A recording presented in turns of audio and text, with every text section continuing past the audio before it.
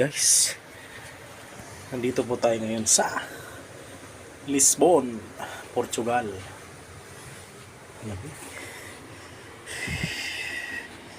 So guys, for now yan muna. Ang dami na mga castle. Ito yung pinakalumang city sa one of the oldest city in the Europe. So may mga 17th century na mga church, mga ganyan. Ganda. So guys, ito lang po muna for now. Ang lamig. It's a peace.